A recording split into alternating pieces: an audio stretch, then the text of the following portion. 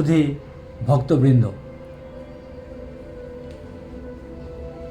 এবছর 20শে এপ্রিল সোমবার 2026 বাংলা 6ই বৈশাখ অক্ষয় তৃতীয়া ব্রত পালন উৎসব। প্রতি বছর বৈশাখ মাসের শুক্লপক্ষের তৃতীয়া তিথিতে এই ব্রত পালিত হয়। এখন এই ব্রতের তাৎপর্য কী? অক্ষয় শব্দের অর্থ যা ক্ষয় বা বিনাশ হয় না, অর্থাৎ চিরন্তন।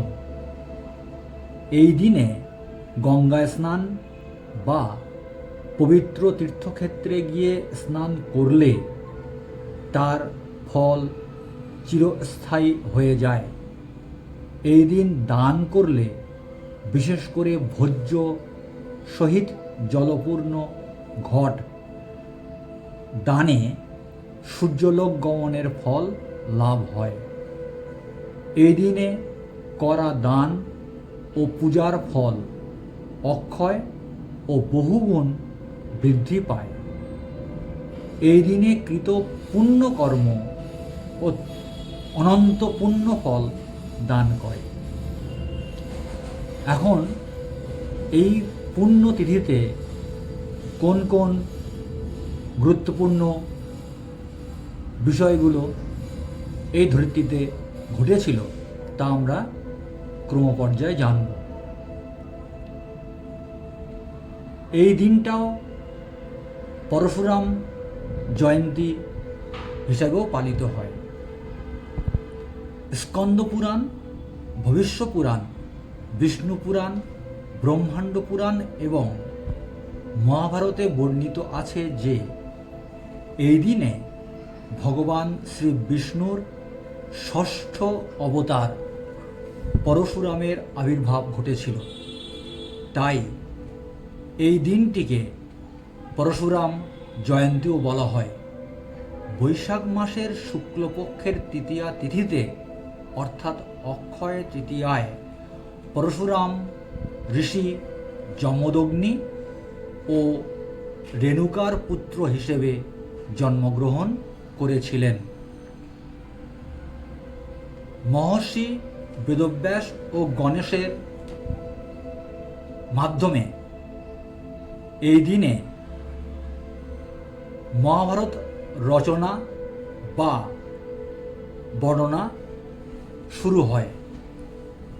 এই দিনেই মহর্ষি কৃষ্ণদ্বৈপায়ন বেদব্যাস মহাভারত বর্ণনা শুরু করেছিলেন এবং গণেশ তা লিখেছিলেন।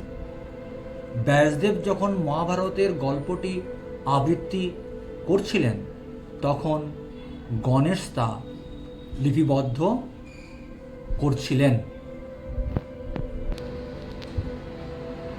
এই পুণ্য দিনেই শ্রীকৃষ্ণ তার বাল্য সখা অর্থাৎ পরম বন্ধু সুদামাকে অক্ষয় পাত্র উপহার দিয়েছিলেন, যা তাদের দারিদ্র্য দূর করেছিল। অক্ষয় তৃতীয়ার দিন শ্রীকৃষ্ণ তার পরম মিত্র সুদামাকে অঢেল ধন সম্পদ, ঐশ্বর্য এবং একটি রাজপ্রাসাদ উপহার দিয়েছিলেন। সুদামা কোনো সাহায্য না চাইলেও দ্বারকাধীশ ভগবান শ্রীকৃষ্ণ তার চরম দারিদ্র্য দূর করে তাদের পর্ণকুটিরকে সোনার প্রাসাদে পরিণত করেছিলেন।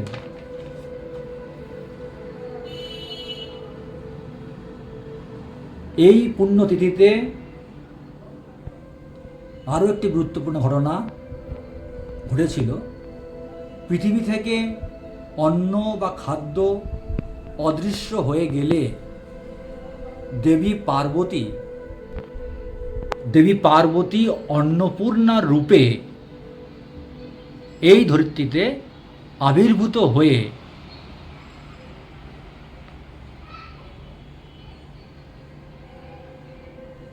জগৎকে রক্ষা করেন। এই দিনটি দেবীর জন্ম বা প্রথম আবির্ভাব দিবস হিসাবে পবিত্র কাশীতে অন্নপূর্ণা পূজা এবং ভক্তদের ঘরে অন্নপূর্ণা ব্রত পালিত হয়।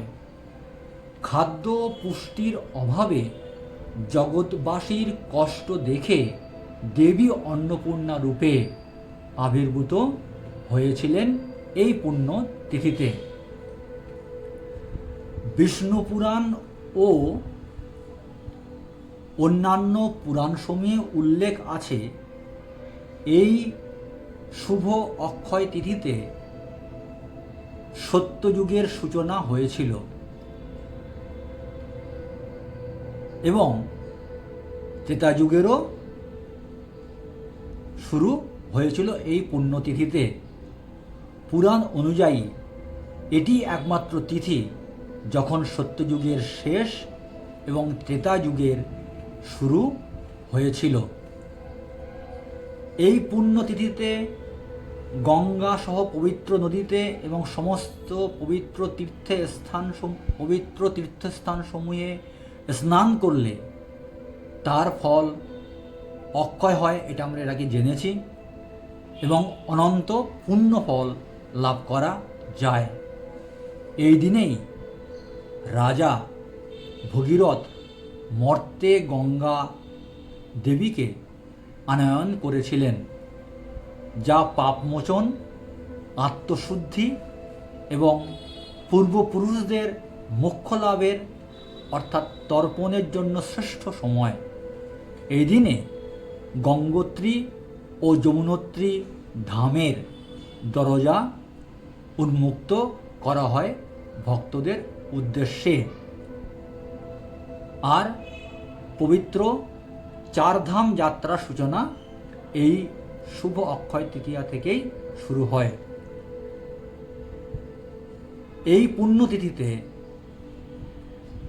ভগবানের ভক্তরা শ্রী রাধাকৃষ্ণের পূজা করেন, কেউ কেউ লক্ষ্মী নারায়ণের পূজা করেন, আবার কেউ কেউ গণেশ পূজা করে অক্ষয় সুখ ও সমৃদ্ধি কামনা করেন। এই অক্ষয় তৃতীয়াতে দরিদ্র মানুষদের অন্ন বা খাদ্য, বস্ত্র, জল বা জলের পাত্র, সোনা রূপা দান করা অত্যন্ত পুণ্যের কাজ বলে গণ্য করা হয়। অভাবী মানুষ সদ্ব্রাহ্মণ বা ভগবান শ্রী বিষ্ণু বা শ্রীকৃষ্ণ মন্দিরে দান করলে অসীম পুণ্য ও অক্ষয় ফল লাভ হয়। এই দিনে সোনা, রূপা বা মূল্যবান ধাতু কিনলে তা ঘরে চিরস্থায়ী সমৃদ্ধি নিয়ে আসে। এই পবিত্র অক্ষয় তৃতীয়ার দিনে পশ্চিমবঙ্গের ব্যবসায়ীরা হিসাবের খাতা বা হাল খাতা ভগবানের উদ্দেশ্যে পূজার মাধ্যমে অর্পণ করে তা ব্যবহার করা শুরু করেন। এই পুণ্যতিথিতে জৈন ধর্মাবলম্বীরা তীর্থঙ্কর ঋষভনাথের উপবাস ভঙ্গের দিন হিসাবে পালন করেন। অক্ষয় তৃতীয়া কেবল একটি উৎসব নয়, এটি জীবনে নতুন সূচনা, সমৃদ্ধি এবং ভালো কাজ করার জন্য প্রতিজ্ঞা নেওয়ার একটি পবিত্র দিন। এদিন ঘরে লক্ষ্মীনারায়ণ ও গণেশের পূজা করে নতুন কিছু কেনাকাটা করা বা নতুন কাজের সূচনা করা সৌভাগ্যের প্রতীক হিসাবে গণ্য হয়। অক্ষয় তৃতীয়ার পবিত্র তিথিতে পুরীর জগন্নাথ মন্দিরে রথযাত্রার মূল প্রস্তুতি শুরু হয়। এই দিনে জগন্নাথ, বলভদ্র ও সুভদ্রার রথ নির্মাণের জন্য বিশেষ নিম কাঠ পূজা বা বনযাগ ও রথ নির্মাণের শুভ সূচনা করা হয়।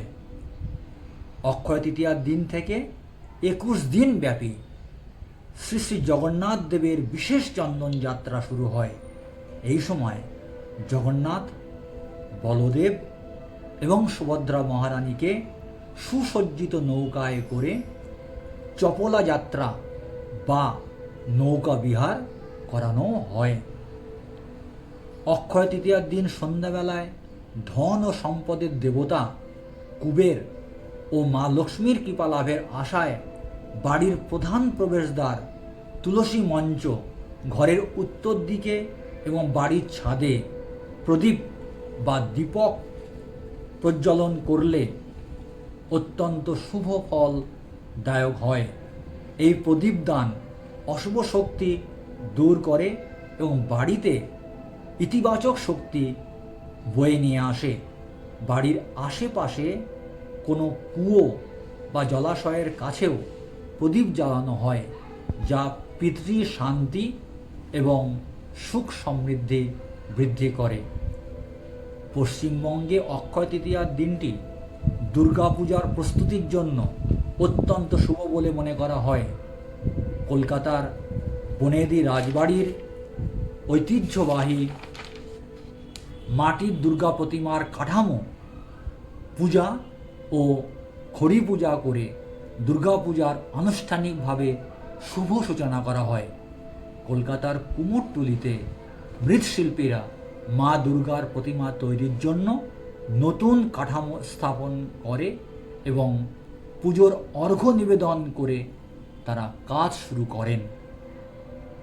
এই পবিত্র দিনে যদি আমরা বেশি করে ভগবানের দিব্যনাম হরিনাম জপ, কীর্তন, শাস্ত্র গ্রন্থাদি পাঠ, ভগবানের শ্রীবিগ্রহ অর্চন, শৃঙ্গার, সুগন্ধি পুষ্পের মালা তৈরি করে ভগবানকে অর্পণ, ভগবানের জন্য বিভিন্ন সুস্বাদু পদ রন্ধন করে ভোগ অর্পণ, যা কিছুই আমরা ভক্তি ও শ্রদ্ধা সহকারে করব, তাই অক্ষয় হয়ে যাবে। অর্থাৎ ভগবানকে ভক্তি ভরে সেবা করার ফলে ভগবান অত্যন্ত প্রীত হবেন এবং আমরা শ্রী ভগবানের বহুগুণ কৃপা লাভ করতে সমর্থ হব এবং আমাদের জীবন ধন্য হবে। হরে কৃষ্ণ।